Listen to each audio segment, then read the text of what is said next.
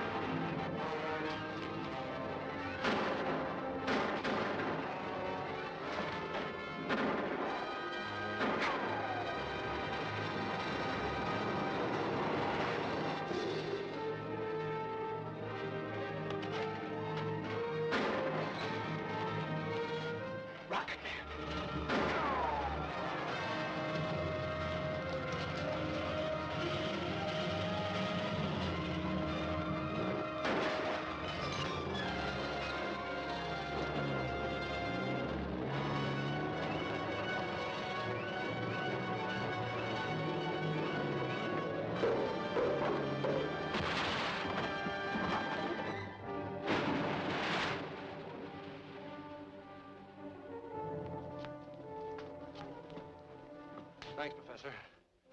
I'm afraid we've lost the sonotrone, but at least Vulcan didn't get it. Well, we can build another.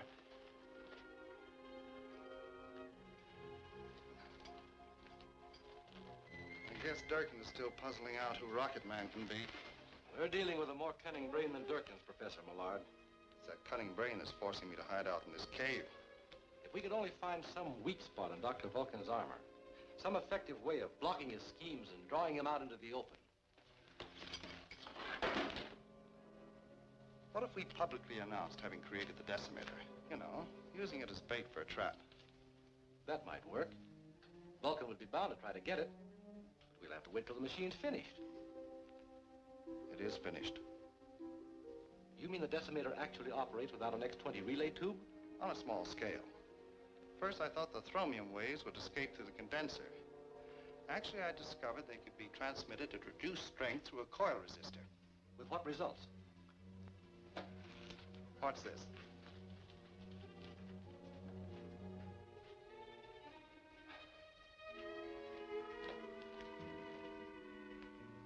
Know what this is? I'd say it's manganese steel. Right. One of the strongest metals known. Now, just wait a minute.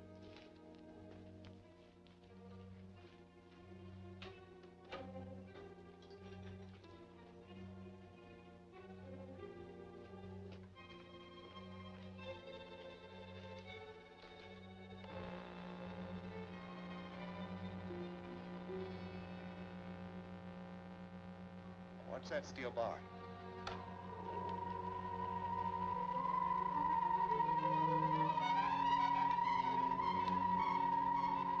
That sound is the high-frequency thromium waves radiating through the coil resistor.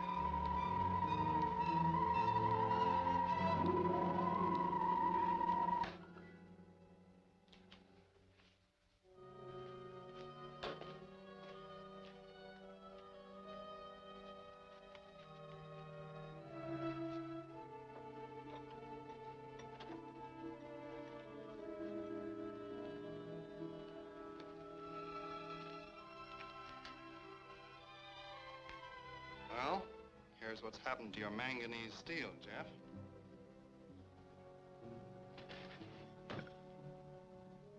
Surprising, isn't it? It's not only surprising, Professor, but in the hands of the wrong people, it could be terrifying. Now I have a little surprise for you. I've completed work on the X-22. Jeff, do you realize what this means? We'll possess the most potent weapon of its kind in existence. Can you bring me the tube tomorrow morning? Well, I don't know about tomorrow. Vulcan must have figured out that I know Rocket Man. Every move I make may be watched. It might not be wise for me to come here again for a few days. It's bad enough being cooped up here. To have to stay underground like a mole unable to work, Jeff, I understand, Professor. Well, I guess the time has come to take Bert and Glenda into our confidence.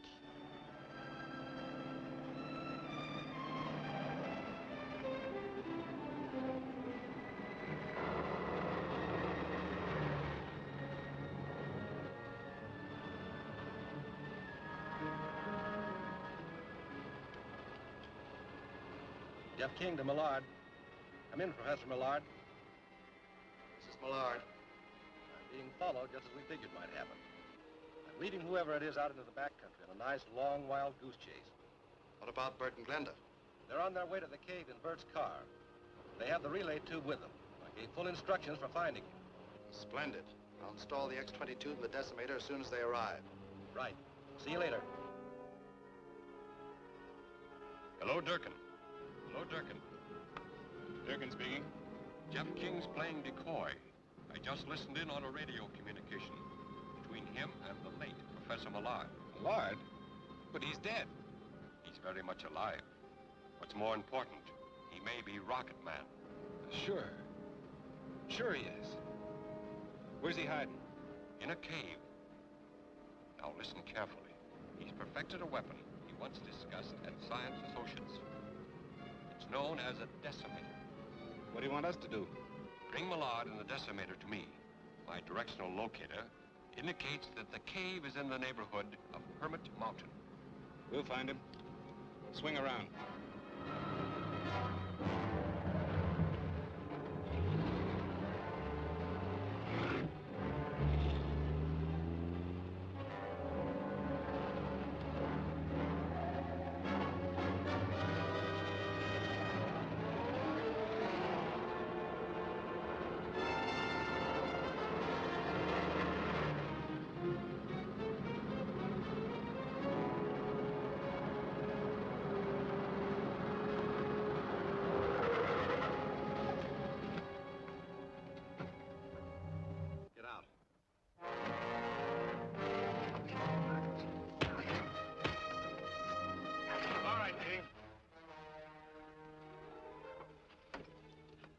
Hold him here. I'll pick up a couple of the boys and head for Millard's cave.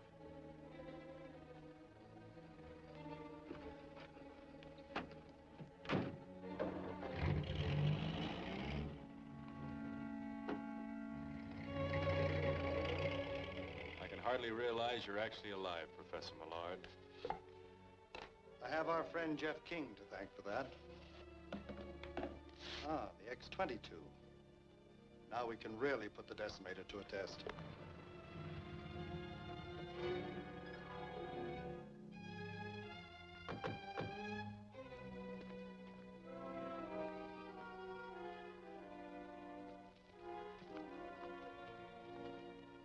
Might be a long wait, pal. Better take the load off your feet. Yeah. Think I will.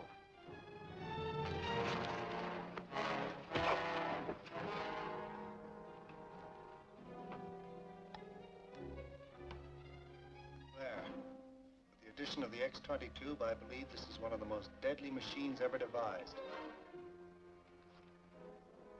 Calling Professor Millard. Come in, Millard. Calling Professor Millard. This is Jeff King. I'll get it. Don't bother. I'll get it. Can you hear me, Professor? What's wrong? King's broken free. We've got to work fast. Tie up those two. Sit down. Over here.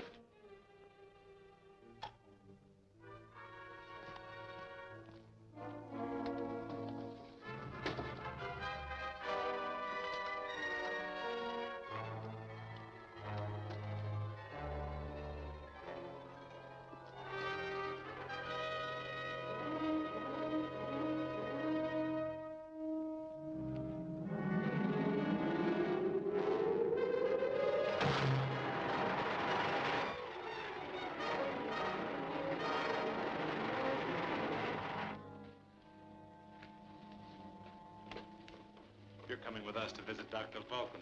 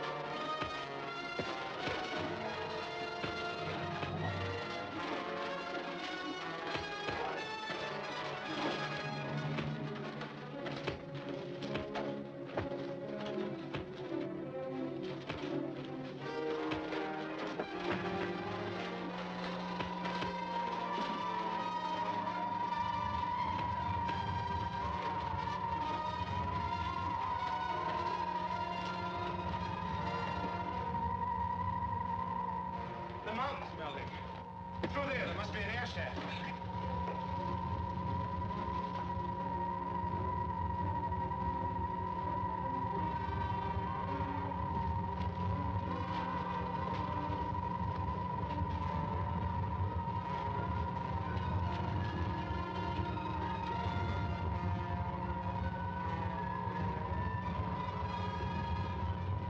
Jan, save Bert and Glenda. They're tied up in the cave.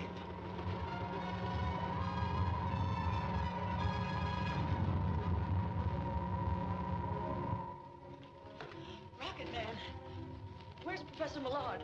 He's all right, but the tunnel is filling with lava. Hurry, Rocket Man.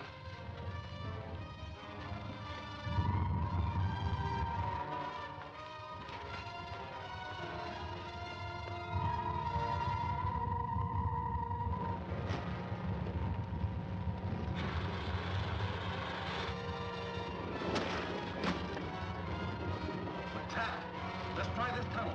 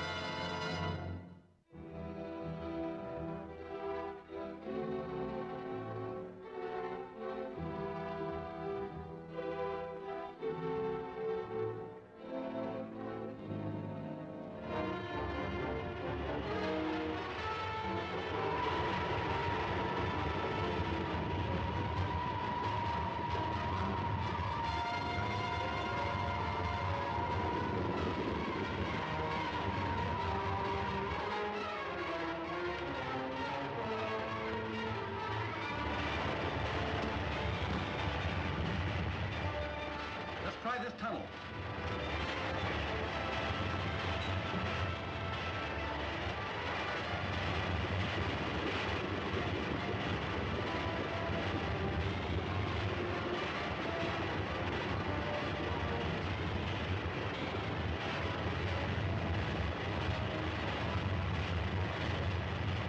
Look, through this air shaft, quickly. It'll lead us outside.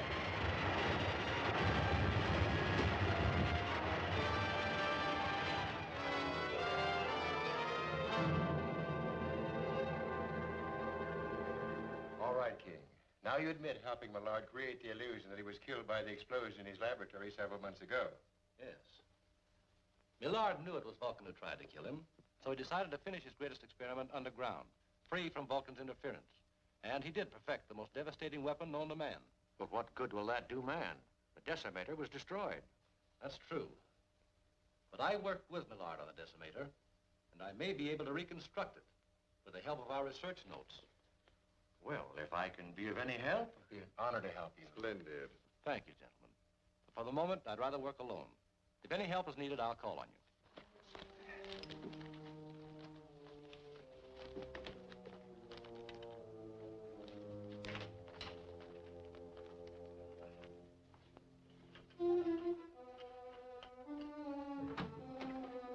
You're not going to leave these things in here overnight, are you? They'll be as safe here as any other place, Bert. This is one of the most heavily guarded buildings in the entire Southwest.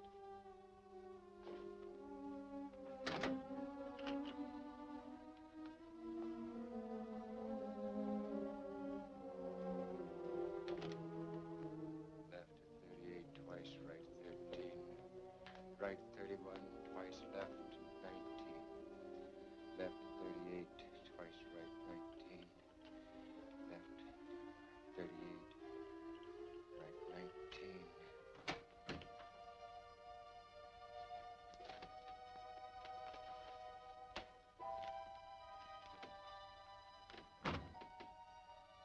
RFD 48 Ming Shoals. RFD 48 Ming Shoals. RFD. Up by the desk. RFD 48 Ming Shoals. RFD 48 Ming Shoals. Von Strum. So you're Dr. Vulcan. RFD 48 Ming Shoals. Cut out the double talk. Why have you been murdering our best scientists and stealing their secrets to sell to foreigners? RFD 48 Ming Shoals. Quit stalling, Von Strum. Wait a minute, Bert.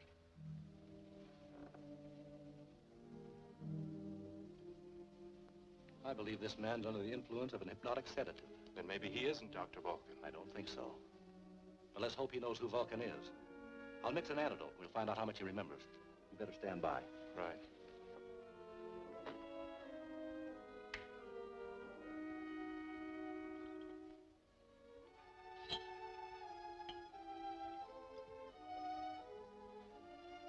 Here, Von Strum.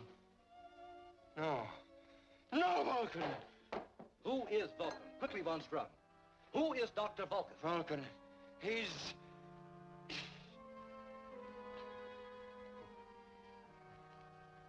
What? Jeff. How did I get back here? Back from where? I don't know. I can't remember. We went to Gramercy's for lunch, all of us, after the meeting. And I don't understand. I was sitting there with a cup of tea and... But that was hours ago. Can't you recall anything since? Hours ago? When you came in here, you were repeating the combination to the safe. But as you were leaving, you kept saying RFD 48. What does that mean? Mean? What does it mean? I don't know. I think I do. Vulcan induced Von Strum's hypnosis. Gave him orders to steal Professor Millard's papers and deliver them to the address on Mink Shoals. Do you know where that is? Yes, a few miles south of here. And I'll find out exactly where RFD 48 is in the morning when the post office opens. I'm going to deliver these papers to Vulcan. Well, what about Von Strum? I think Glenda will let us hide him in her apartment, where he'll be safe from Vulcan, and where you can keep trying to revive his memory. A good idea. Come on, Professor.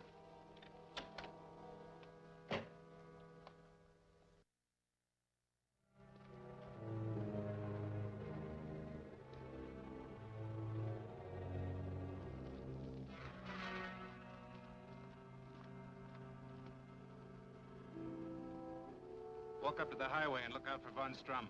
I'll be inside.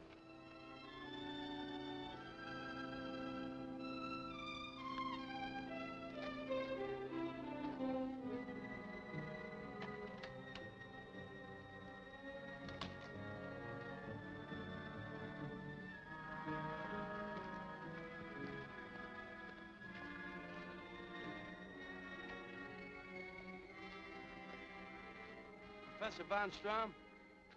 You ain't the professor.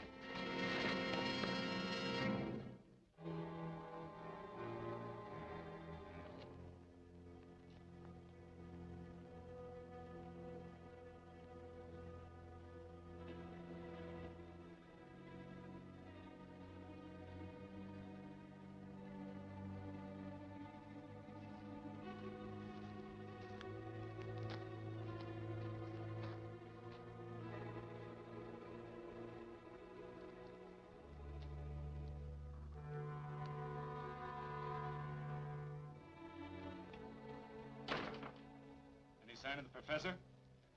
Yes, Von Strum's under guard. I'd hoped your boss himself would show up at that safe. What are you talking about, King? Dr. Vulcan. I want him. Look around.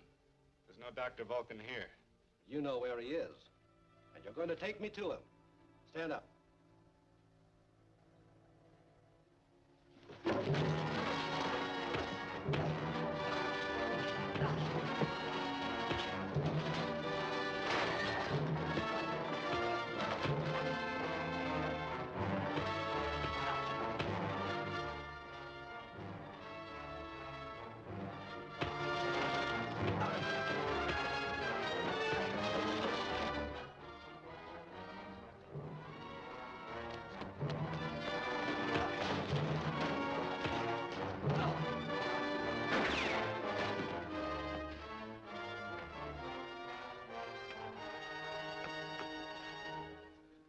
King.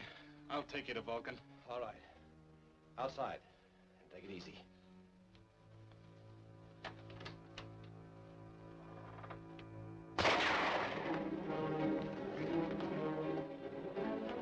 Hey, Turk, keep him pinned down here.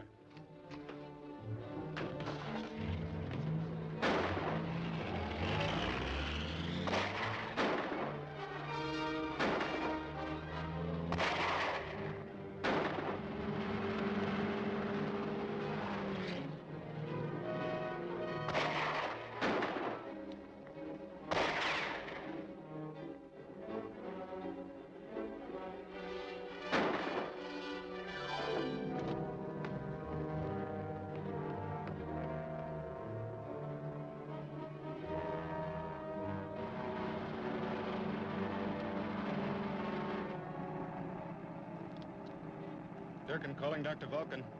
Durkin calling Dr. Vulcan. This is Dr. Vulcan. Come in, Durkin. Your plan backfired. Jeff King showed up instead of Von Strum. He's holding Von Strum someplace. I know. I've just traced Von Strum to the apartment of Glenda Thomas. We must get rid of him before he recalls what happened to him while he was with us. 2 of my men are on their way now to prevent that. Do you know where Glenda Thomas lives? Yes. I'll be there in time to take over. Switching off.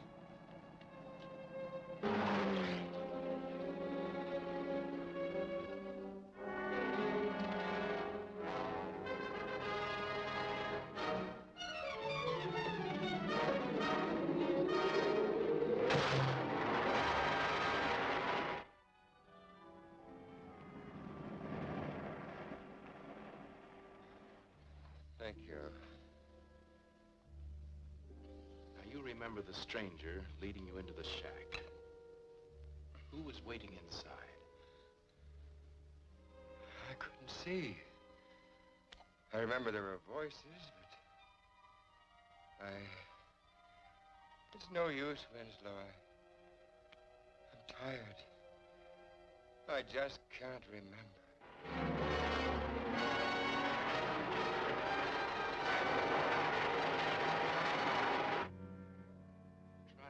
Professor. Was Durkin the stranger's name? Durkin? Yes, I believe that was his name. Don't move!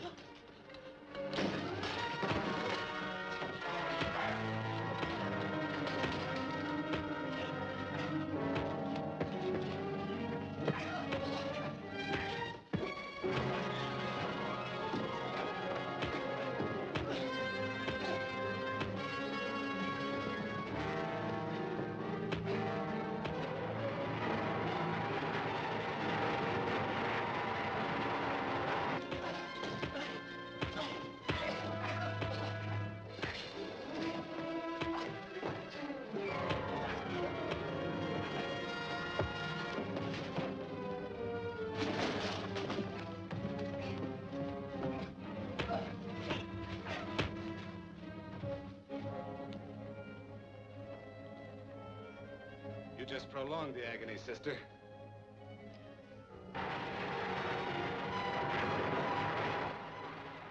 Rocket Man.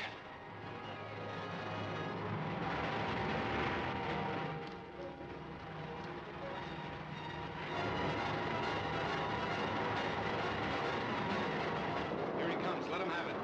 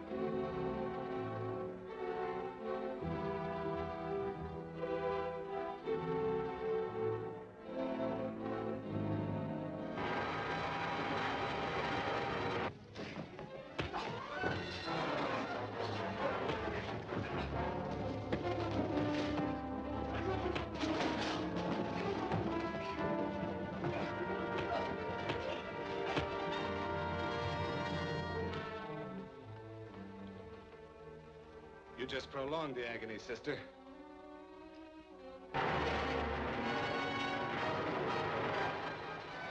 Rocket Man.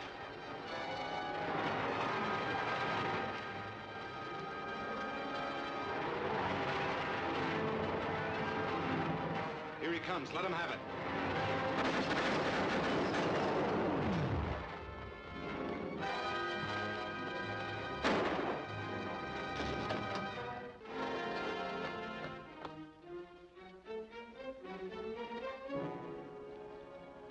He's dead. I'm sorry. If I could only have gotten here sooner, I might have prevented this. Therefore, it is adjudged that death was a homicide committed by a person or persons unknown. Signed, Forthright Coroner's Office. Those, unfortunately, are the cold facts. Another victim added to Dr. Vulcan's list. Another sacrifice, King. If you had only enlisted our help, we wouldn't be faced with these cold facts. I don't see why you or I could have been of much help. But no matter what dangers lie ahead, I'm still willing to trust the King's judgment. Of course, I'm not blaming you, King, for these unfortunate occurrences. I just thought perhaps we might be of some assistance. Let's leave it with the understanding, then, that I'll call upon you whenever I feel you can help. Fair enough. Oh, by the way, King, how are you getting on with rebuilding the Decimator? Well, it's a difficult task, Doctor, but I hope to have some results soon. Good, good.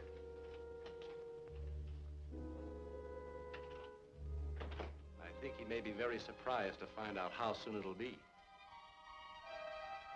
By displacing the sonic vibrator, I've been able to reset the safety control. Now, that's using the old head. It's also good to feel that the Decimator is beyond the reach of Dr. Vulcan. I wish that were true, but it isn't. Before I can start testing, I must work out a protective shield. What for? Isn't this cave protection enough? No. The fissionary material used is thromium. It kicks off ultra-radionic waves that are detectable within a radius of 100 miles. And since I know Millard was using thromium in his experiments, I devised this radionic detector, sensitive enough to pierce the most powerful shield. I get the general idea. By using this gadget, I can locate the hiding place where King is working on the Decimator. Precisely. Look here. This dial will be your guide. 0 point indicating when you are in the area. Looks like a cinch. Up to a point, Durkin. However, I'm sure King has protected his workshop with some warning device. So I just barge in and... You'll use force only as a last resort. Okay. What have you got in mind? Take a motorcycle with you, on the truck. Motorcycle? Yes. And after you locate the hideout,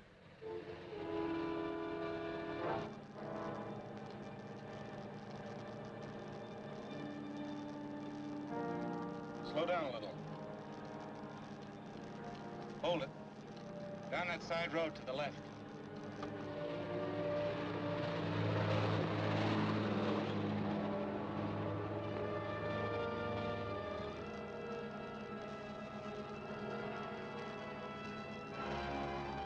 All right, pull up behind those trees.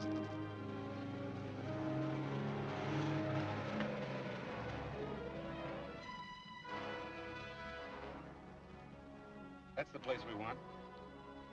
Pull up there and stop.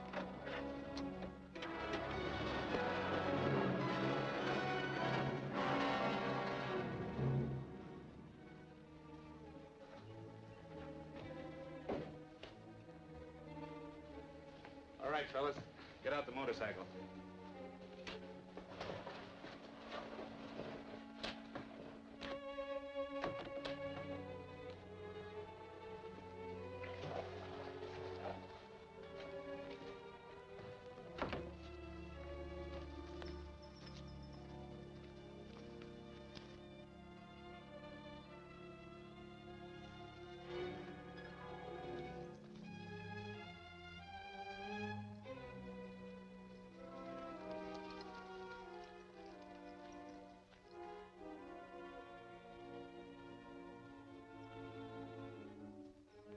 Well, we're all set.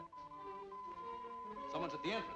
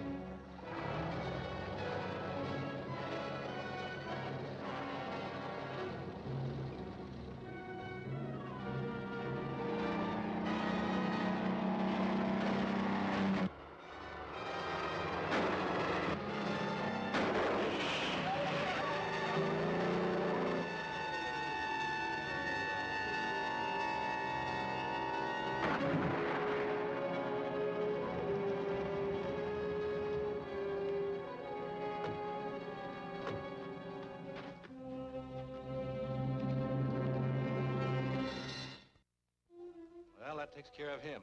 I'd feel much better if we'd had a chance to talk to the guy first. Yes, that would have helped. But the camera we conceal at the entrance might lead us somewhere. By George, you're right. His photo might be an even better clue for us. Let's get back and see what we got. Right. The Decimator, it's gone. I don't get it. That guy on the motorcycle. The oldest gag in the world. He was a decoy to get us away from here. And we really fell for it. Well, we better find out who our visitors were. So won't it take too long to get a print? No, this camera takes a positive picture. We can get a photo without a negative in a couple of minutes. Bring me that test box, will you?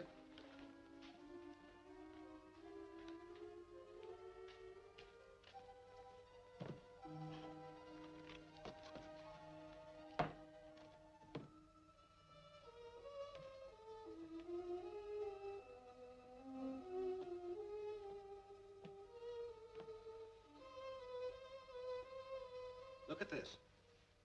What's so surprising about seeing Durkin? No, not him, the truck. It must still be in the vicinity, and a police blockade could trap it.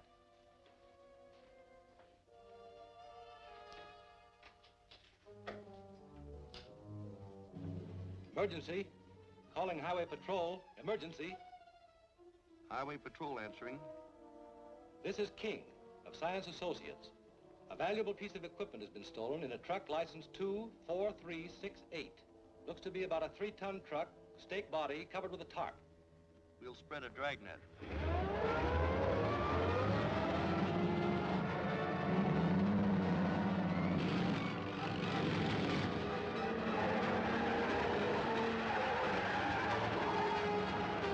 From the police report I picked up, they've got a full description of the truck. I'll run through them. We'll do nothing of the kind. Head for Saddle Pass, where Phillips will meet you. Yeah, right. Head for Saddle Pass.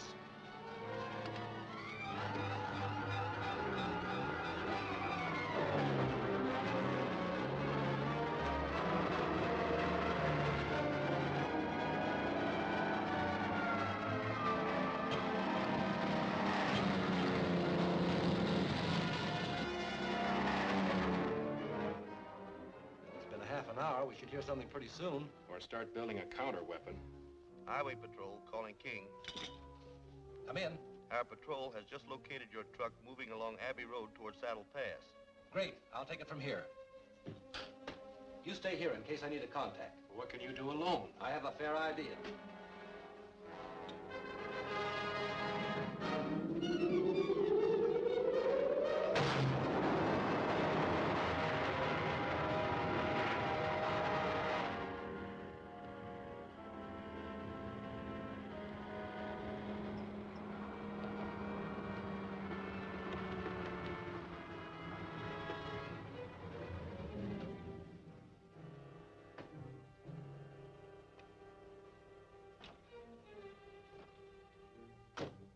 Here's the detonator. Okay. Help him move the decimator. I'll set this up. Okay.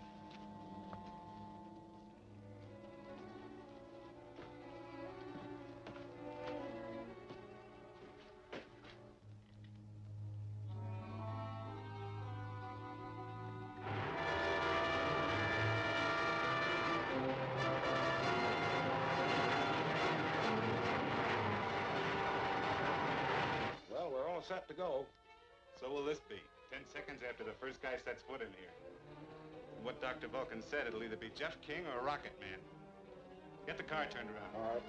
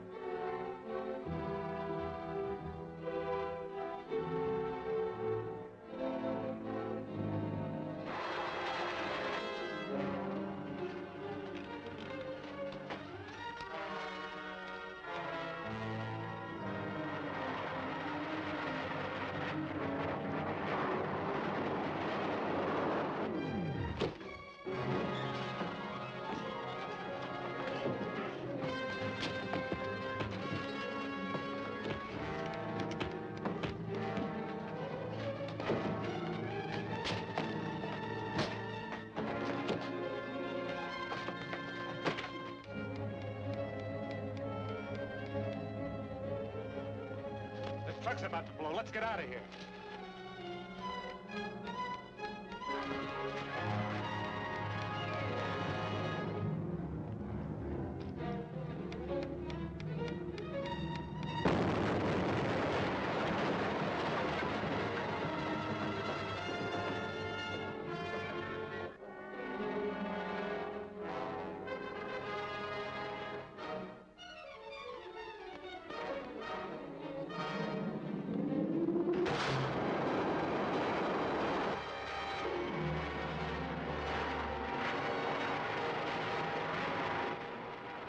Back to the car.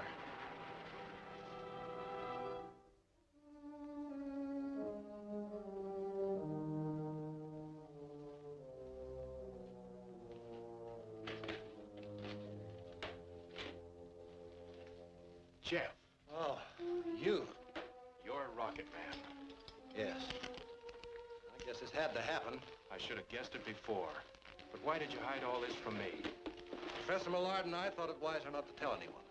We felt the fewer people who knew, the better chance we'd have to unmask Dr. Vulcan. Then that is Millard's invention. Yes.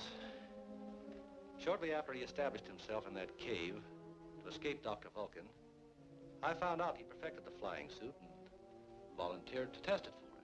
Well, here it is. I hope it works. We'll soon know. I'll take it with me and test it for you. Well, stay close to the ground for the first few flights. There still may be a few adjustments to be made. Right. By the way, the professor's elected me to move the new rocket to the proving grounds for testing. Oh, well, be careful, Jeff. That's the kind of thing that Dr. Vulcan could sell to a foreign nation for a fortune. Yes, if personal gain is the motive behind Vulcan, but we're not sure of that. In any event, I've had the demonstration model loaded aboard an unmarked truck. It's being kept under armed guard in a small warehouse in town. I feel sure Dr. Vulcan has no idea where it is. I hope you're right. I'll let you know about the tests. That warehouse was where Glenda and I were to meet you. Yes. I had everything set. Then somehow Dr. Vulcan learned of my plans.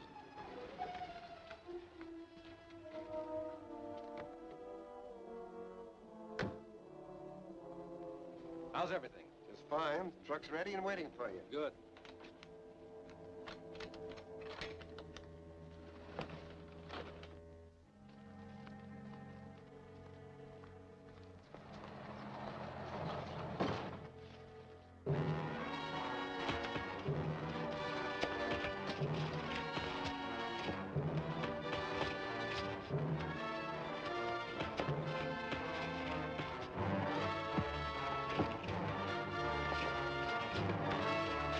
We'll take care of him. Get that truck.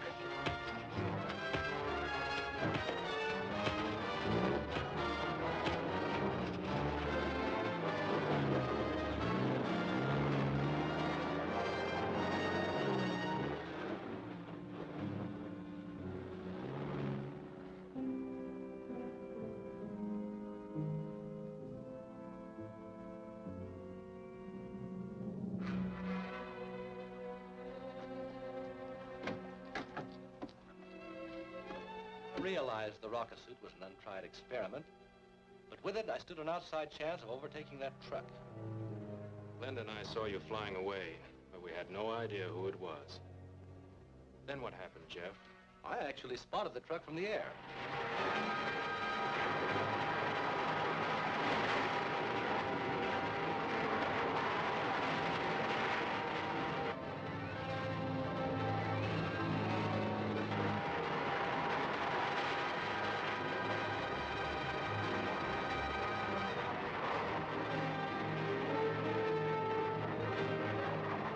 What's that?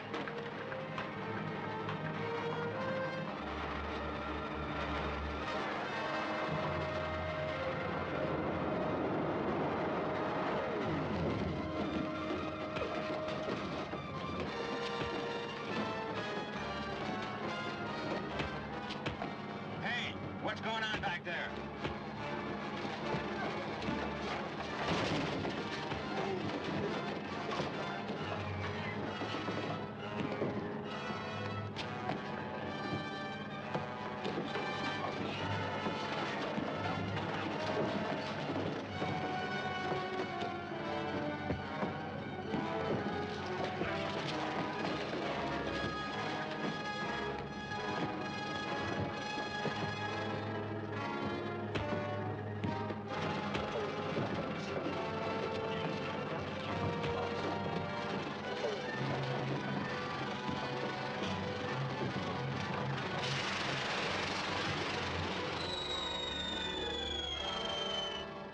torpedo lands in any populated area, you'll be guilty of mass murder.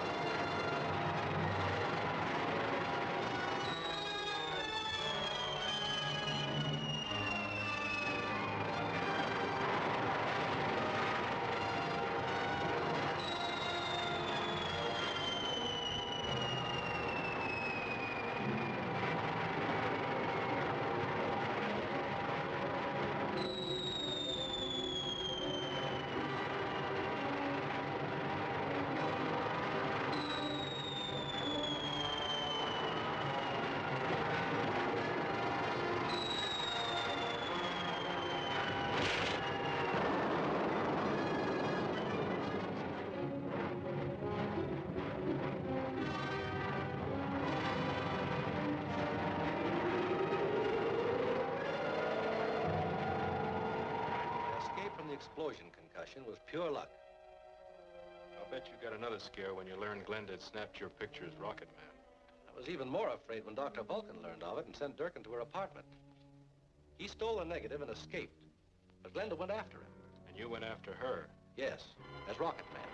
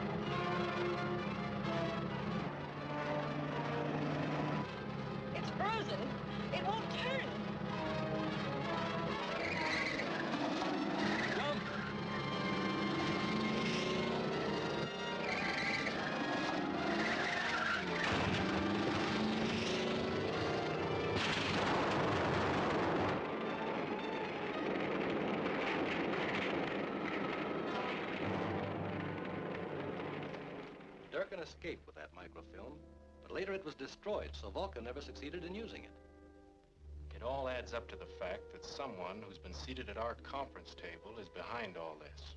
Leaving us for the moment with a choice of either Bryant or Graffner.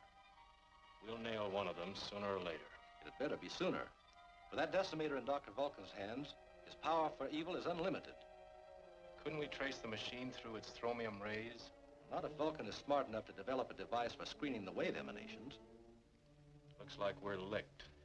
It only looks like it. I'm conducting an investigation that should tell us very shortly which of the two men is Dr. Vulcan.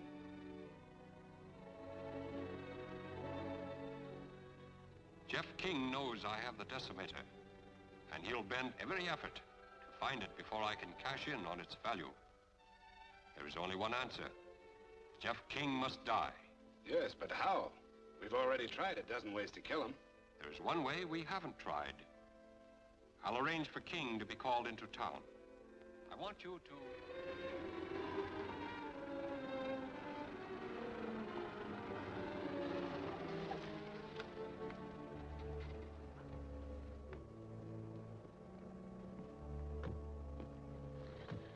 Hello, Jeff. Hello, Glenda.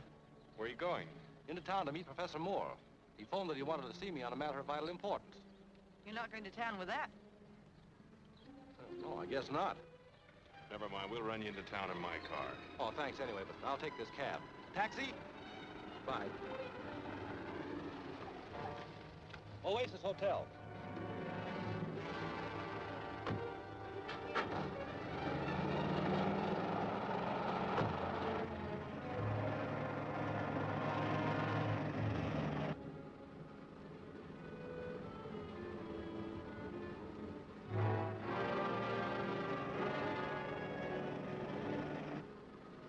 Don't waste your time, King. Those doors can be unlocked only from the outside. Like your late colleagues, you have finally been lured into a position from which there is no escape. I'm driving your cab by remote control, watching you take your last ride.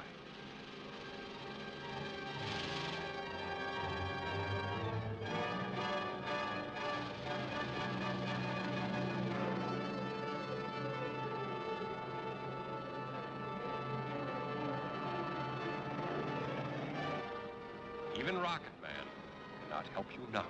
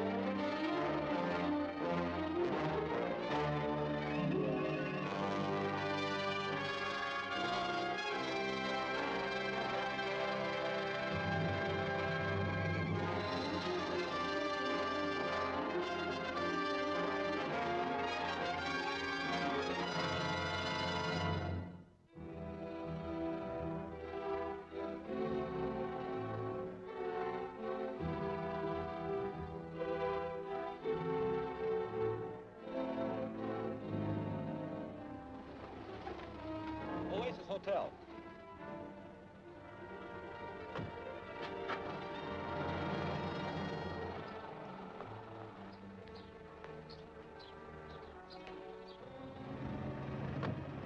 Come on.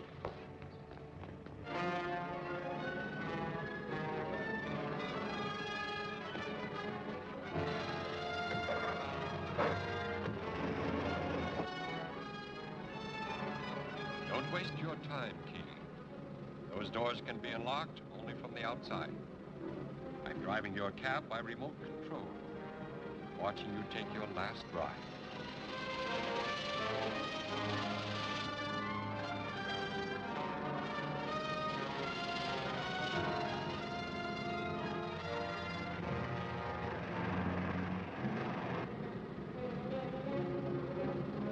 Drive alongside as close as you can.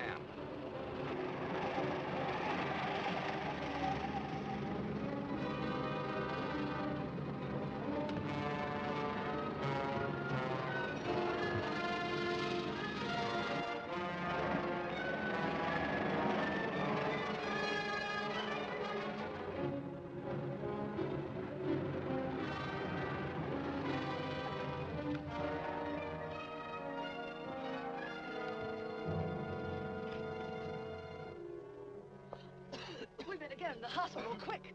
No, that won't be necessary. I'll be all right in a minute. It's powerful stuff. It's a lucky thing Glenda saw that driver scoot out while the cab was still underway. Yes. Or the Vulcan would have added one more to his list of victims. Quite a contraption. Gas chamber on wheels.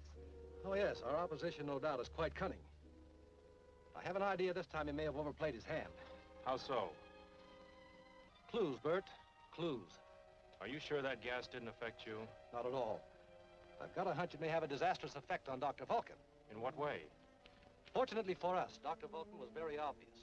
The first whiff I got of that gas, I knew it was fumanol. Fumanol? Why, I thought that was used as a rocket fuel. Yes, it is. But in its vaporized form, it's a deadly gas. Well, where does that lead us? Right back to the lab, where we can find out from what manufacturer that chemical was ordered, and then we'll pay them a visit. That guy has more lives than 9 cats. Worse than that, he has the clue to my identity. You mean just because he knows what kind of gas it was? I made the mistake of putting through a personal order for the chemical used in the cab. Then you think you can trace that chemical to where it was manufactured? I've no doubt about it. And even though it is on the other side of town, you may still get there ahead of him and destroy the purchase record of Humanol. Don't worry, he won't get anything that'll hurt us. Where is the place? It's the Hutter Chemical Company at 8th and Hill Streets. Okay. I've got it, Jeff. That's it, all right. Hunter Chemical Company, 8th and Hill. And if our luck carries, we'll know who Dr. Vulcan is very shortly. Right.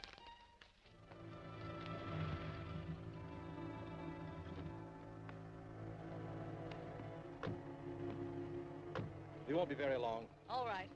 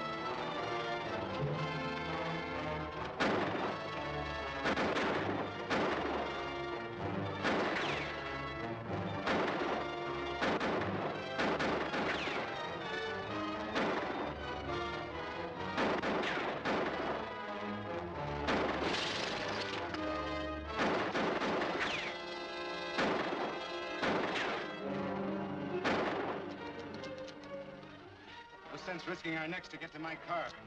We'll use that truck. You drive, and I'll cover you from the back.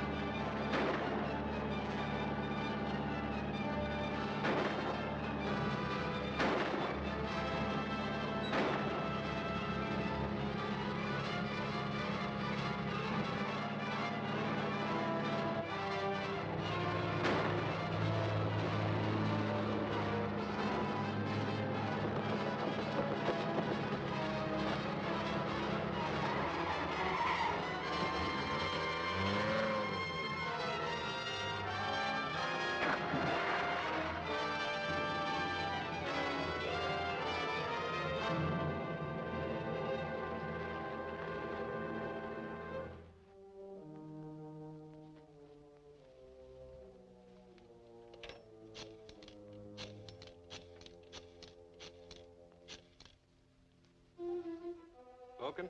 Durkin calling. Yes? I got those invoices away from Jeff King and destroyed them. Excellent, Durkin. Excellent. But I was also forced to take that Winslow character along. Bert Winslow? Yeah. Shall I dump him? No, no. He can be of great use to us. What for? Live bait for our friend King. We must get rid of him before we can use the Decimator. What makes you think he'll fall for the bait? Just bring Winslow here. I'll guarantee the King will come too. Hello, Jeff. Hello, Glenda. Any news about Bert? Not a word.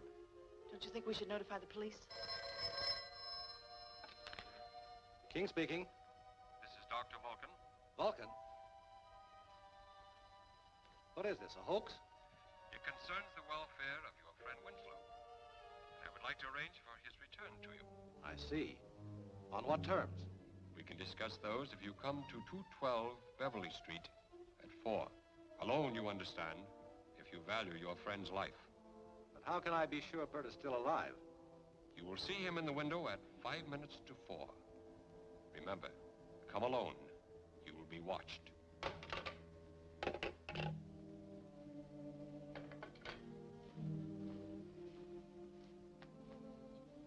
Bert's life, for whatever fantastic demand Vulcan can think of. How can you trust him to stick to any deal? He'd just as soon kill both of you. I don't trust him. The only thing I can do is try to outsmart him. How? By getting there ahead of the time set for the appointment. Be careful. I will.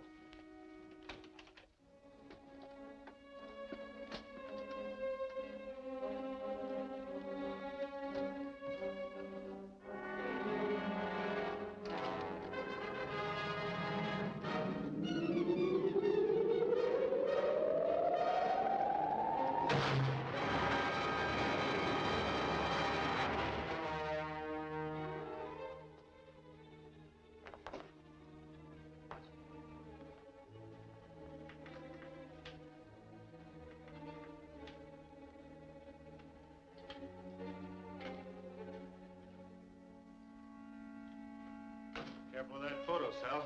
It's alive now. I don't like being around this electrical stuff very much. Neither will our visitor. Jeff King should get quite a shock when he walks through that door.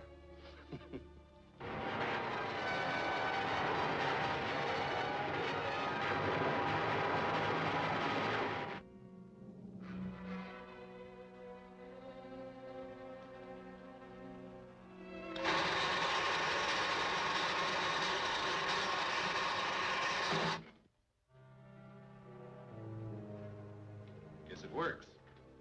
You can call Dr. Vulcan now.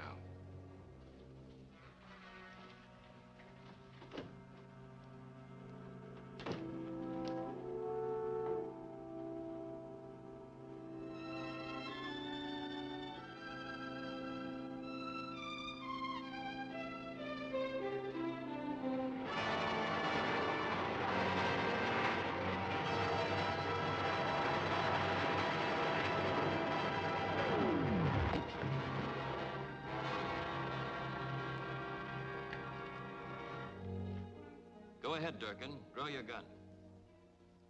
Now throw it away. Sit down. We'll wait for Dr. Vulcan. Why wait? I'm right here. Bryant, so you're Dr. Vulcan? Yes, Dr. Vulcan. A bizarre name, but it's what I stand for. Power. The power of steel, forged into what I believe is right. Sure. The right of a criminal to steal. The right of a traitor to betray his country. The right of a warped mind that works toward the destruction of peace. Now, you've had your say, Mr. Rocket Man, whoever you are. But they're the last words you will ever utter. You came here to save your friend, Jeff King. But instead, you will precede him into eternity. Now, back up, right through that door. Back up!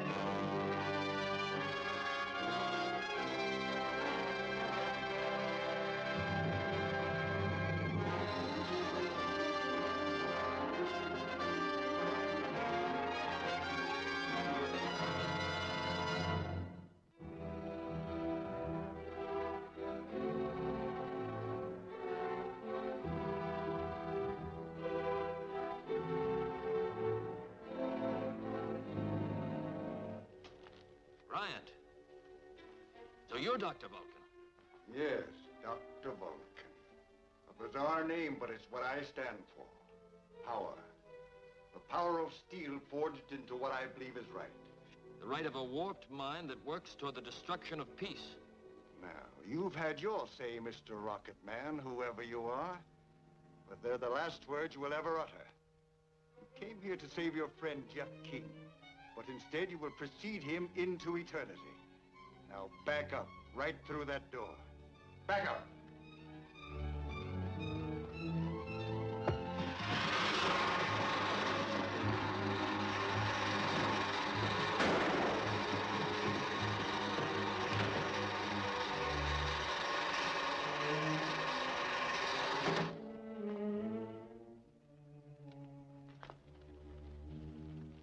I'll telephone a description of Bryant to the police and ask them to spread a dragnet. Meanwhile, we'd better search for Millard's Decimator. Bryant's already shipped it. I heard him discussing some fantastic extortion plot involving the city of New York. That sounds like Vulcan, all right. Bert, look around for some clue as to what his plans might be. Right.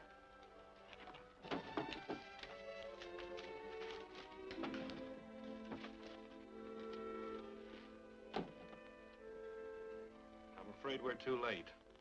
Here's a receipt for a plane Durkin rented this morning.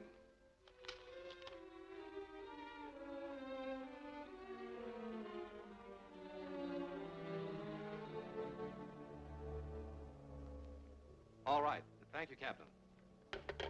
Two men answering the descriptions of Bryant and Durkin took off in a small cabin plane almost an hour ago. New York should be warned that Bryant may use the Decimator in his extortion plot. I can still beat Bryant there in an airliner. Not without me. Nor me. This could be the scoop of my career. Let's go.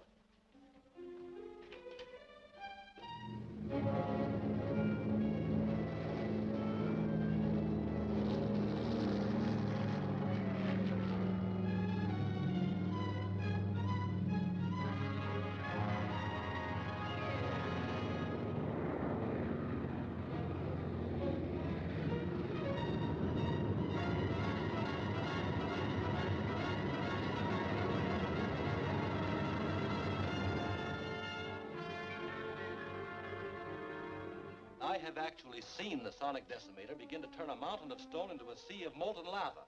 Well, there are many mountains of stone standing in New York City. And on your recommendation, the finest police force in the land has been covering every point of entry for 3 hours, even though I still believe it's a hoax.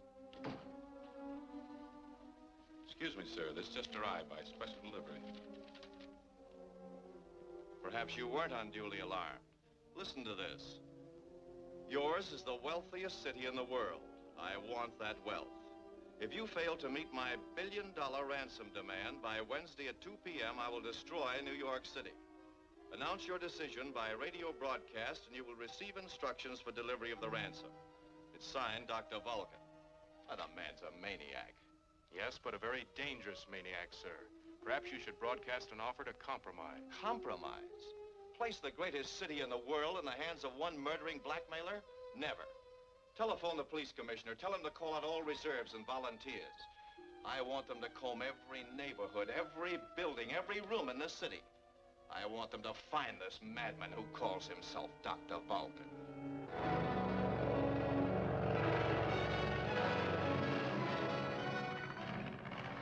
Jeff King probably has every cop in the country looking for us by now. They won't find us on Fisherman's Island. Just where is this Fisherman's Island? Oh, about 300 miles off New York Harbor.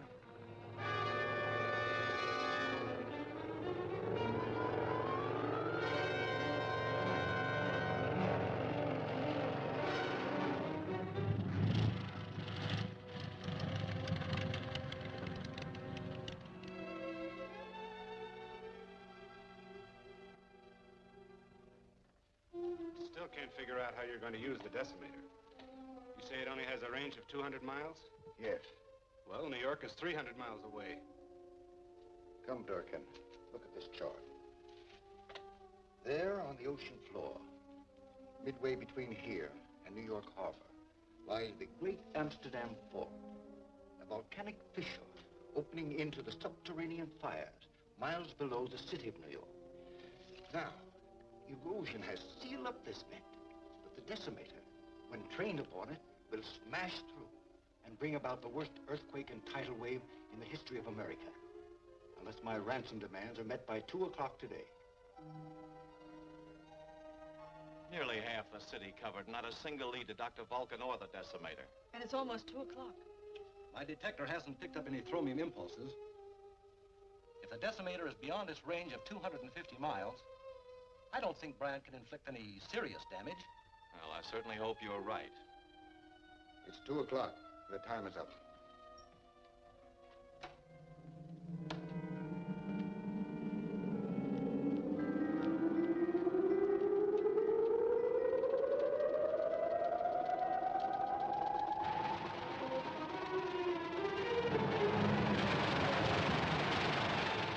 Yes? What? The Naval Observatory? Stand by for orders. The Naval Observatory is reporting sudden giant waves moving in on the harbor from approximately 300 miles southeast of here. Why, they'd no warning whatsoever. Do you think Millard's Decimator could cause a thing like... What was that? It felt like an earth tremor. Let's have a look at the chart.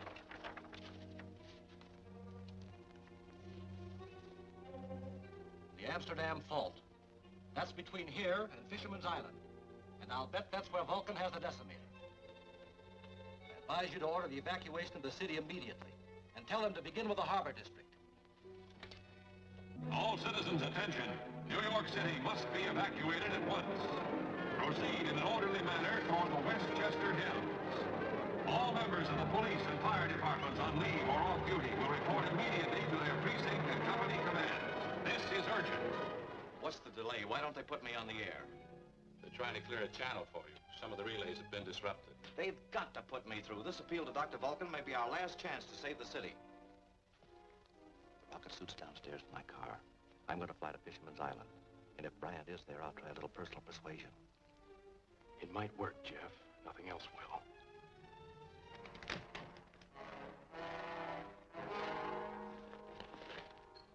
Bert, you better stand watch here. Right, Jeff.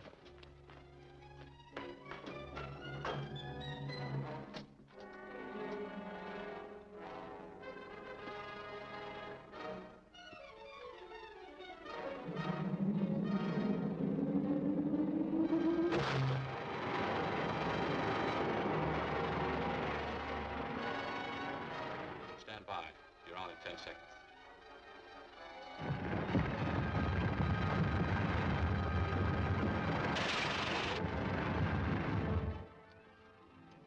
It's dead. You can't even pay Vulcan to stop now. There's only one hope. A squadron of bombers from the Army Air Base may be able to blast Fisherman's Island right off the map.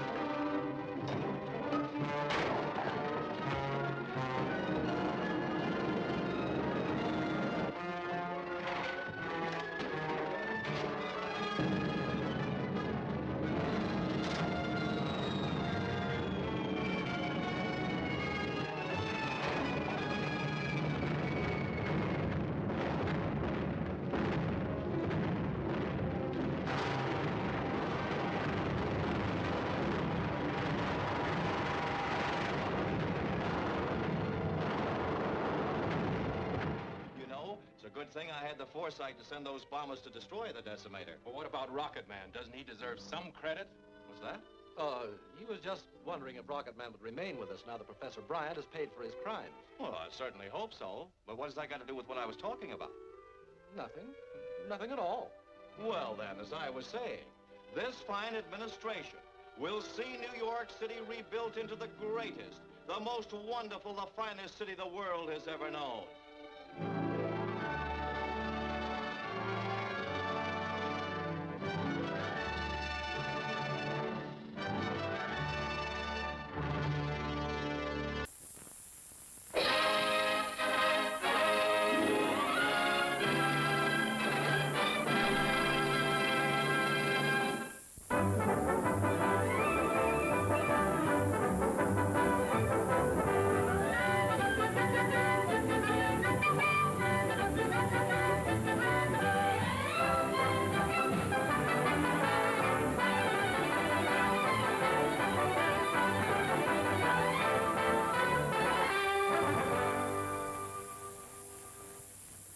And it gives me particular pleasure to welcome you to the force, Officer Smith, because your father was the most fearless officer who ever patrolled a beat.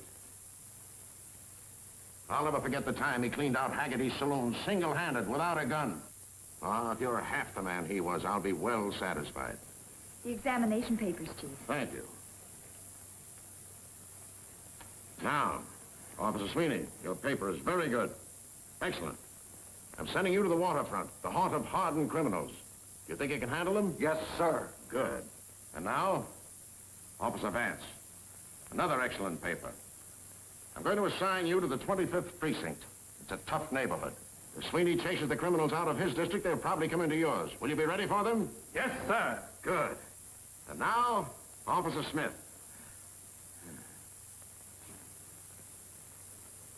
I'm sending you to Jefferson Park to keep the people from picking the flowers. Wipe it off. That's all. To your posts. Well, keep them out of the petunia beds, kid. We got to break up crime in Jefferson Park. Yeah, mighty tough down there. Some of those kids play marbles for keeps.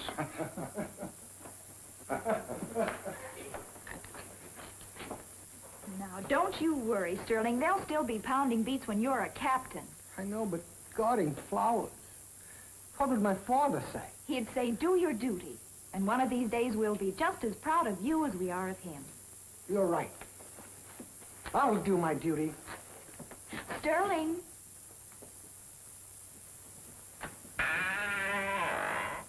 Smith, to your post. Yes, sir. Oh, you. I'm sorry. Idiot, you. Yes, I'm getting to the post. Yes, sir, to the post. Oh, yes, sorry, to the post.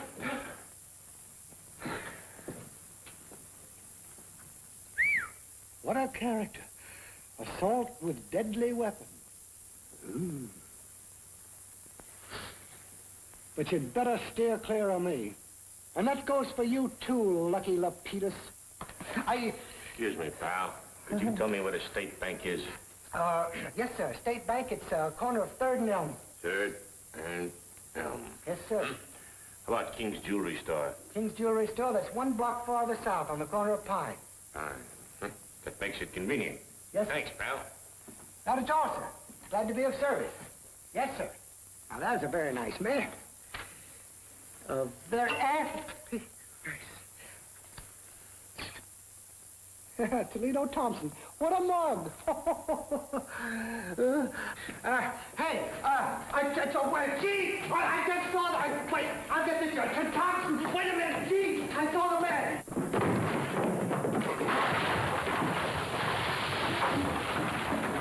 For the last time, to your post. Yes, sir.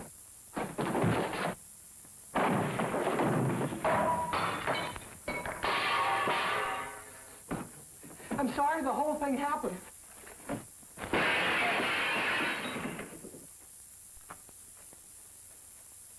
Oh, does my baby want to go home?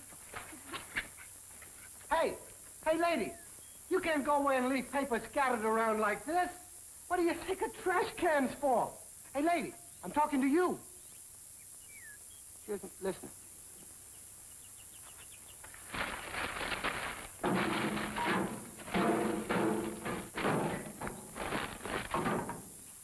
One-man crime wave sweeps city.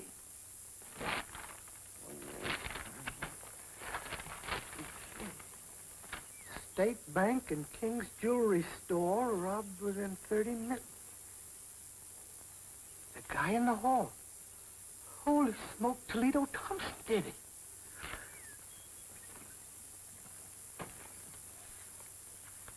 Excuse me, pal. Anybody around here looking for somebody? No, I didn't see anybody.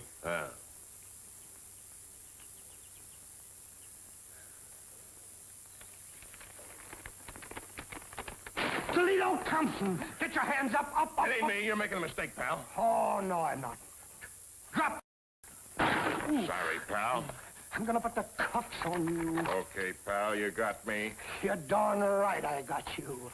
You're not gonna make a monkey out of me. I wouldn't think of it. You better not. Let's go.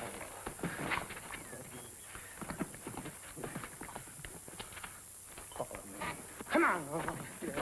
Oh. Oh, no.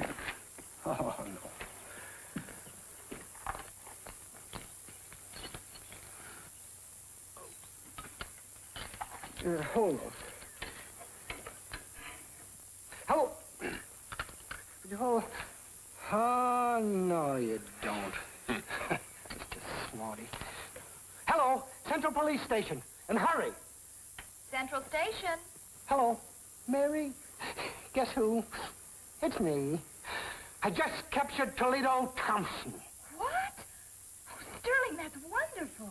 Yeah, nothing to it. I just used my head. Stay here. Yeah. Oh, do be careful, darling. That Toledo Thompson is dangerous. Yeah. Don't you worry. He won't get away. And, Mary, I think this is just about as good a time as any to tell you that I got our engagement ring. Oh, Sterling! Yeah. I got it right here. Yeah. I knew you'd be happy. Makes me happy, too. Yeah. Oh, don't you worry about a thing. I got the dirty dog.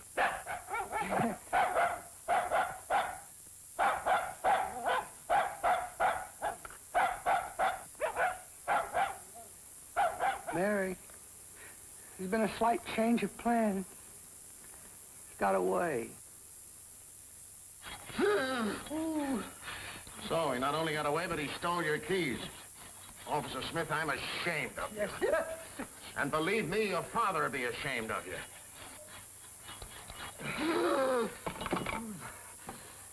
Thank you. Sit down.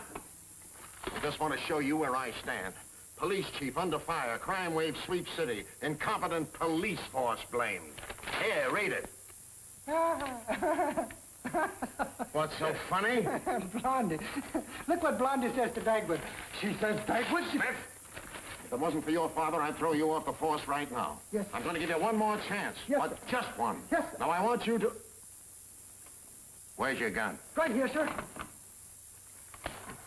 But, Chief, I had my gun. I was telephoning you, see, and Toledo Thompson was right behind me, see, and then... The dirty crook. So we stole your gun? Yes, sir. Fine. You will need a gun where I'm standing in. You know where the Gem Theater is on Elm Street? Yes, sir. Every matinee, 3 or 4 children are lost. I want you to go down there and help the mother find the little ones. Chief. What's the matter? Don't you want the assignment? Not this week, sir. I've seen the picture. Get out! Yes, sir. Get out! If it wasn't for your father, I'd have run you out of here long ago.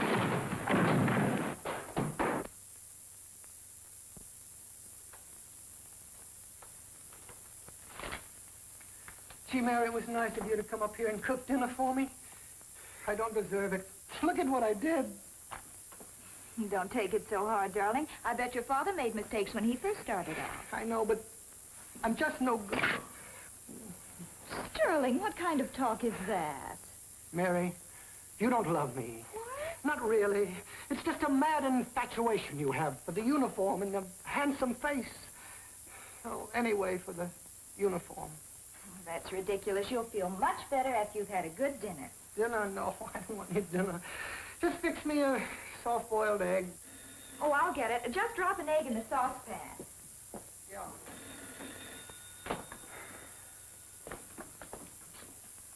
Oh, Mary, how long does it take for a soft-boiled egg? 3 minutes.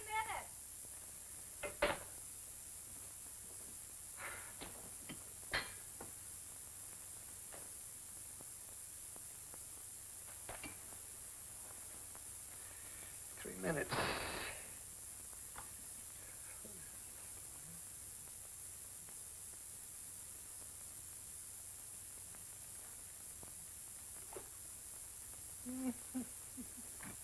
How are you making out? Oh, the egg. It should be done about now. Sterling Smith. Where is your watch?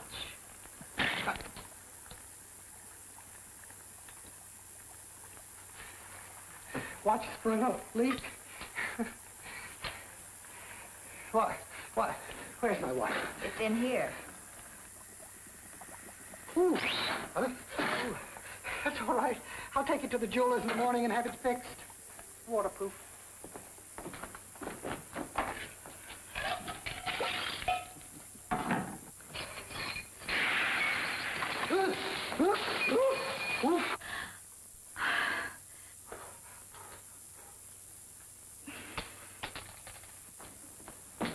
Oh, that did it. I'm going out of your life forever. Sterling, what are you going to do? I'm going after Toledo Thompson, and I'll make good this time or I'll die in the attempt. Ooh.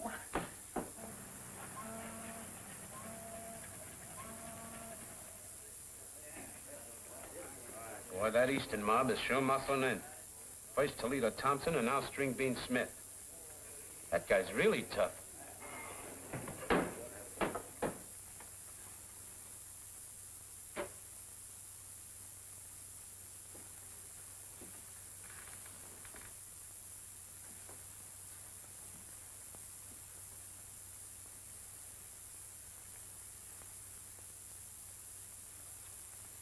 Does Toledo Thompson hang out around here? Could be. Who wants to know? You'll find out. Give me a slug. Wait a minute. Are you Smith? Well? What did I tell you?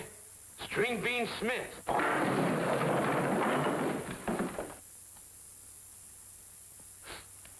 Yeah. I'm String Bean Smith. What about it? Glad to meet you, String Bean. Step in the back room. Meet the boys.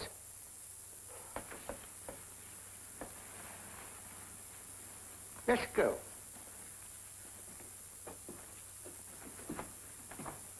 I'm telling you, this guy Smith is going to ruin it for everybody. We don't have to take it, do we? Why don't we bump him off? You and what army? Here he is, boys. String Bean Smith in person. Scram. String Bean, I want you to meet the boys. Pete, Joe, and Louie the Lug. Hiya, String Bean. Hiya, String Bean. Sit down. Pour the man a drink. Sure. Say when? Oh, How long are you going to be in town? I don't know. If I like it here, I stay. If I don't, I scram or lamb or something. Cops in this town are suckers. You won't have no trouble here. Yeah? Then in that case, I won't be leaving for a while. I couldn't say just when. I thought you'd never say it.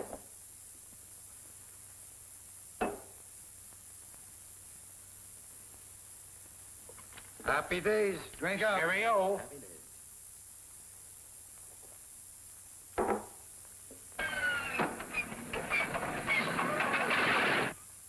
Not being too inquisitive, String Bean, but can you tell us a little something about your plans? Yeah. I figure on taking a cut on every job pulled in this town. Any objections? No objections, but what will the cut be? 70% to me. 70%? Why, that's... Yeah, that's what? That's good. That's all right. Sit down, sure. as I was saying, I get 70%, and my lieutenant gets 20. Sounds reasonable. But who's going to be your lieutenant? It's up to you guys. I want the toughest guy here. That's me. 20% suits me fine. Wait a minute. Who says you're the best man? I did. Oh, yeah? Well, I guess that settles it. Oh, yeah? Ooh.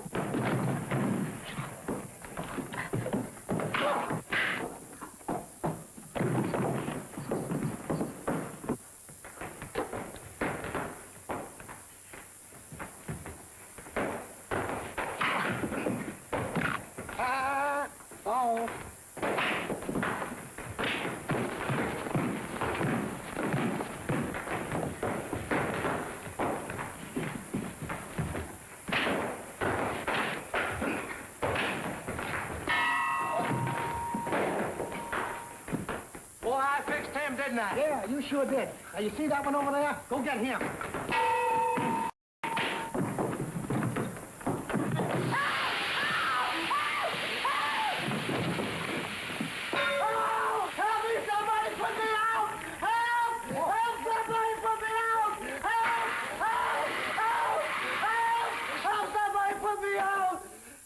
Oh, thanks, pal. You guys get tough with me, will you? Hey, Toledo, String Bean Smith's in there. Yes? He's my pal. Hi. Thanks, String Bean Smith. That's a cop.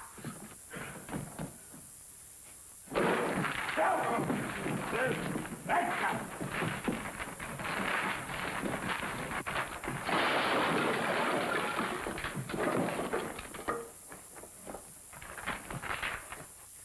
Chief, you've just got to find Sterling. I'm sure something terrible's happened to him. Huh. Would that be bad? But he went out to get Toledo Thompson single-handed. But I wouldn't know it. Hey, I just cleaned out Barnacle Bill's saloon, single-handed. Inside, step on it. Step on it. Come on, get going. Okay. Inside! Lock 'em up!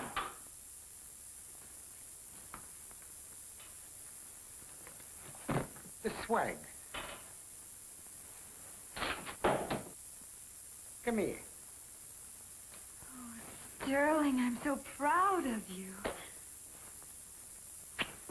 What would your father say now?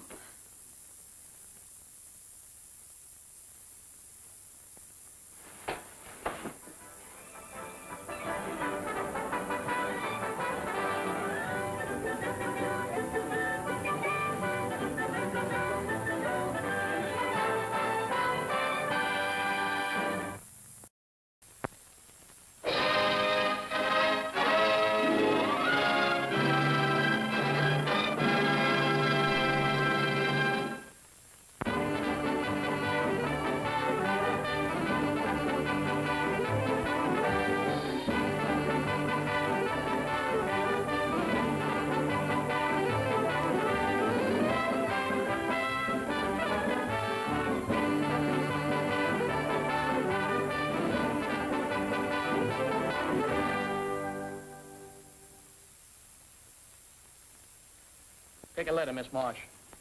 Ross Emporium, Kansas City.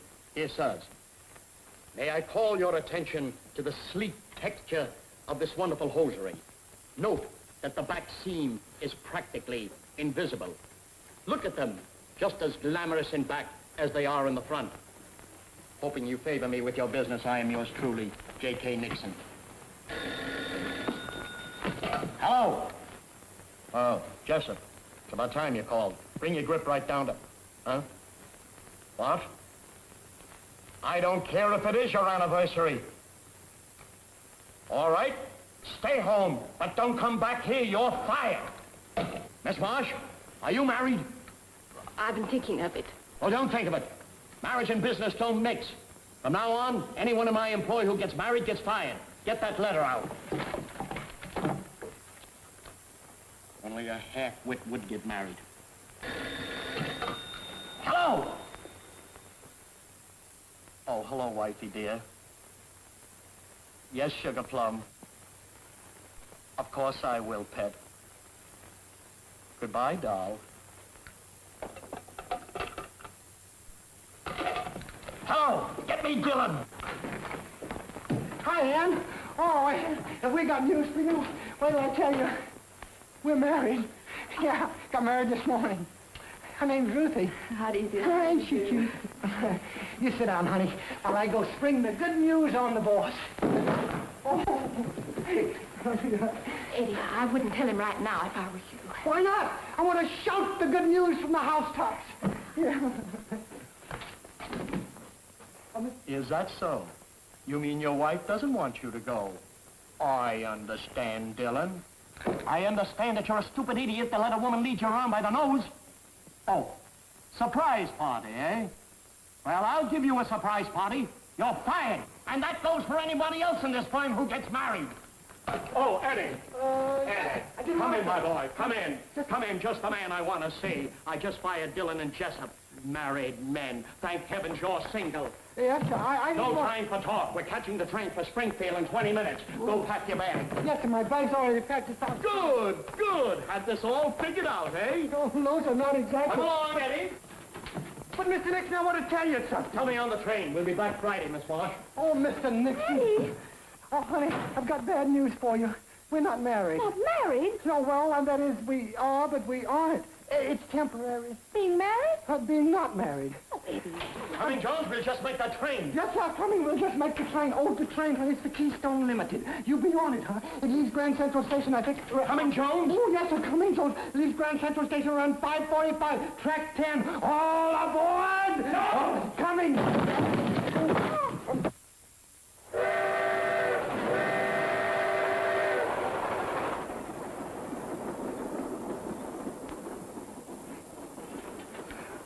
Oh, honey, don't be mad. Don't be mad.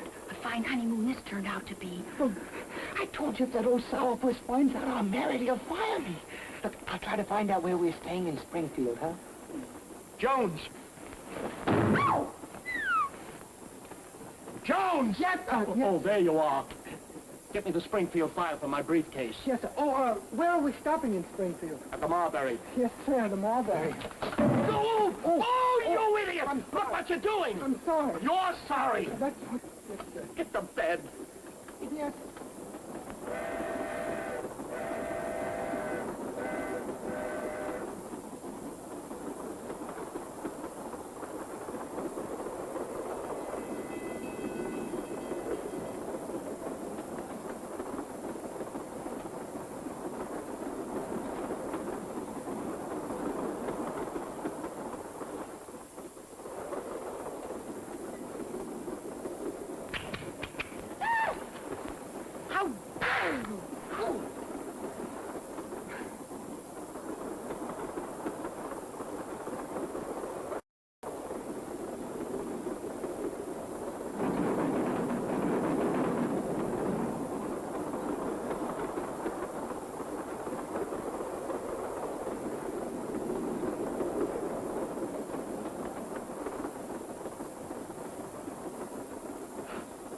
How do you do?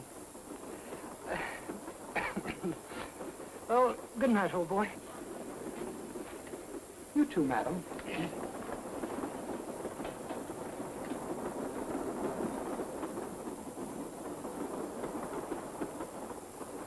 Nighty-night.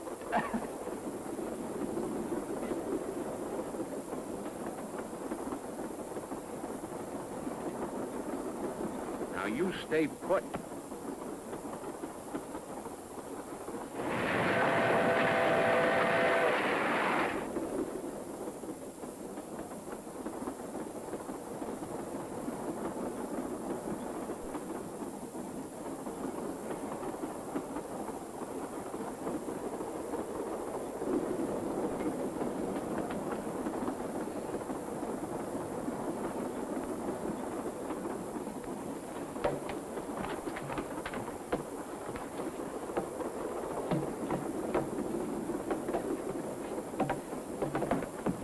trunk murder.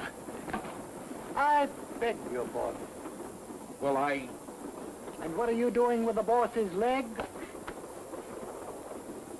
Well, good night, old boy.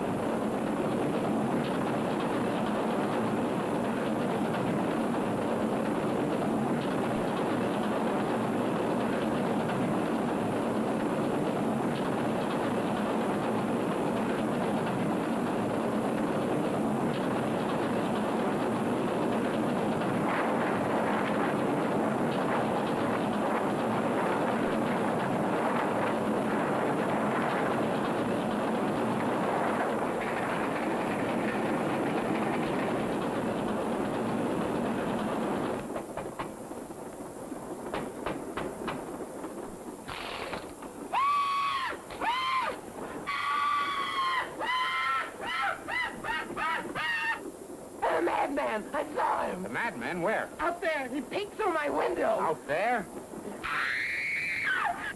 There's a hole of the man peeping in my window!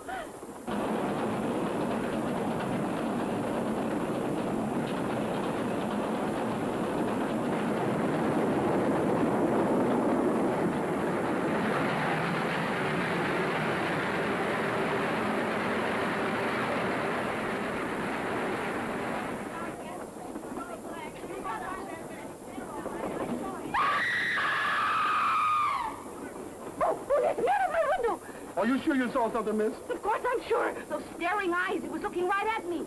Oh, shucks, lady, that wasn't nothing but just a little old ghost. Ghost? Why have I seen a ghost? I saw him. No, I there told isn't. you. We got it. He's there, all right. I saw him. Nobody out there. It's What's all the excitement? Oh, the lady.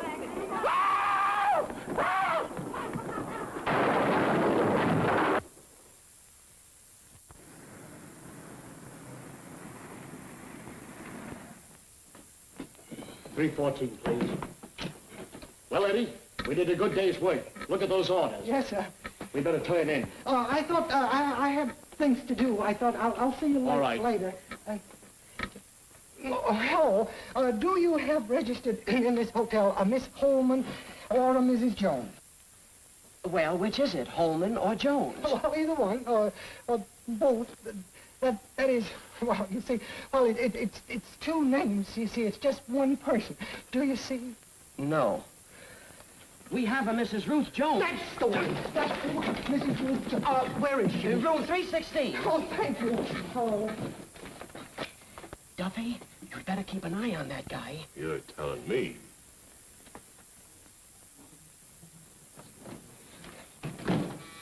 Hey, Ruthie. Ruthie, it's me, Eddie. Ruthie. Open the door, baby. It's me. It's Eddie. Why, Eddie, what are you doing here? Well, for the love of Pete, Ellen Johnson. It's Ellen Duffy now. Yeah? I'm married. My husband's a house detective here. Well, what do you know? Congratulations. Thanks. Yeah, well, maybe I ought to kiss the bride, huh? What are you waiting for, music?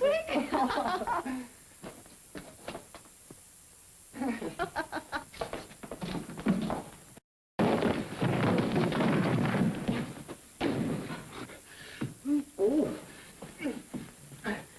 Oh. Oh. Oh, mercy. You broken down wolf! I ought to tell you live from right. Now, wait a minute. I can explain everything. I'm not a wolf. I'm just a married man. See, my wife's in here. We're from New York. Yeah, I'm from Missouri. Yeah? Glad to know you. How are the folks?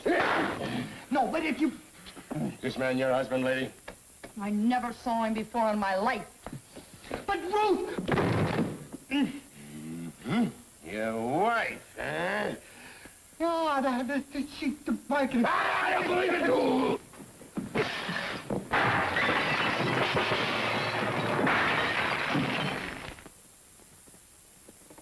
Operator, room 316. Well, what do you want? See, Don't you come here, because I won't let you in if you do.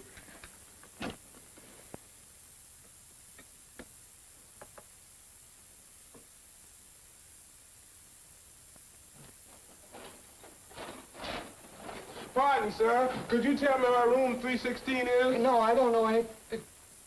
316? Yes, sir. Look. You see that room right over there? Yes, sir. Well, that's not it. But you see the one right next to it? Oh, yes, sir. Well, that's not it either. But you see the one right across the hall? Yes, sir. That's it. Thank you, sir. Where did the man go? He done disappeared in thin air. And that ain't good.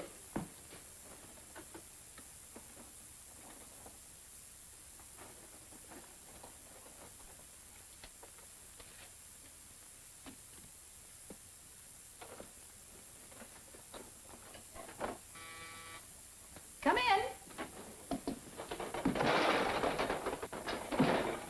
Thank you.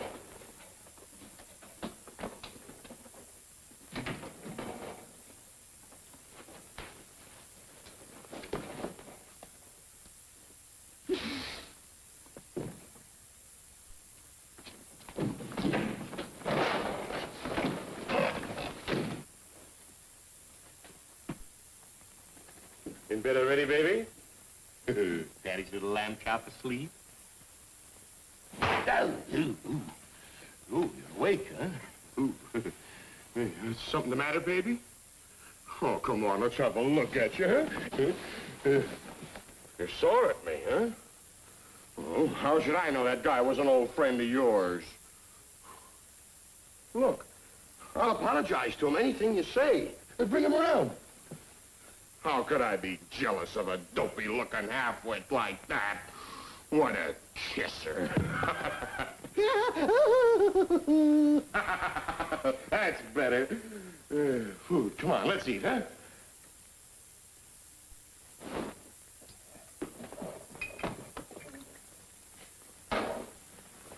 No.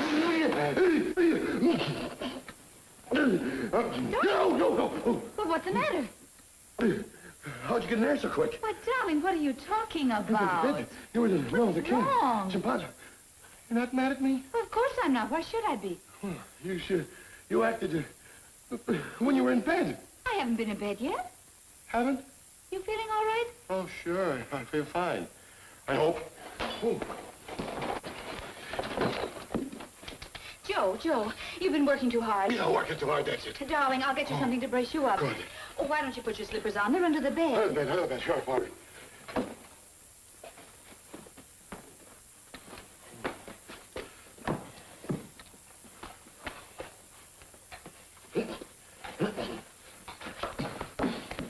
Hey, what goes on here? Those slippers must have shrunk or something. I can't even get them on. Yeah, I'll show you. Look, they're much too small. Are you losing your mind? Could be.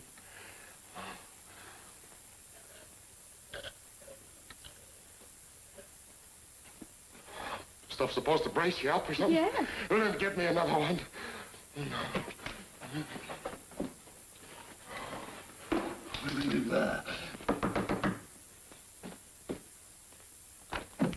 What do you want, oh? Mr. Nixon, I gotta see Eddie. At this time of night? Why, young lady. I'm not a young lady, I'm Eddie's wife. That's no excuse. His wife? Because you're such an old grump, you've spoiled our honeymoon. Honeymoon? Oh, well, I wouldn't do a thing like that. Now, don't cry, can please. I see Eddie now? Why, of course. Come in. He's gone. Oh, that awful woman up the hall. I was gonna forgive him. I'll show him. Wait a minute. I'll go with you. The playboy. Hurry up with that stuff, honey. I'm getting awful pale.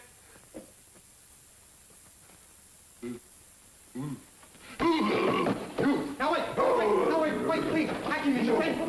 I can explain the whole thing. It's a whole bad mistake, please. Your mistake? Unhand that woman! Please. Oh! Now, please, look, I can explain the whole I'll tear thing. you apart, you mop-head wolf!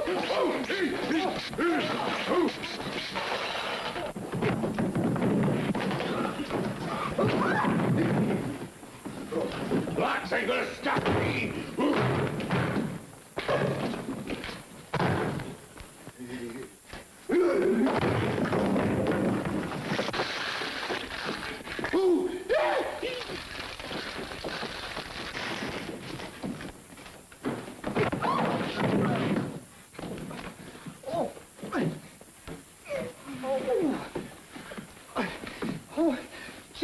I'm sorry, Mr. Nixon. I'm sorry. You're sorry, Jones. I ought to fire you. But why didn't you tell me that you married this lovely young girl? Why, you know, you said about marriage. Never mind what I said. You're going on your honeymoon. When do you want to start? What? Right now. Come on.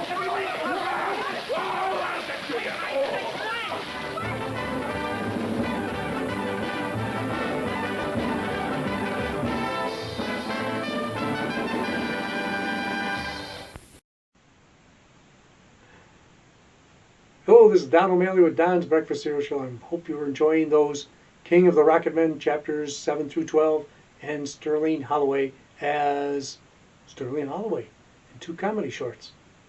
So join us next week when we have more new old serials, and make sure when you go out, wear a mask and wash your hands when you come in. And we'll hopefully see you next time. So thanks for tuning in. This is Don O'Malley with Don's Breakfast Cereal Show. Good night, folks.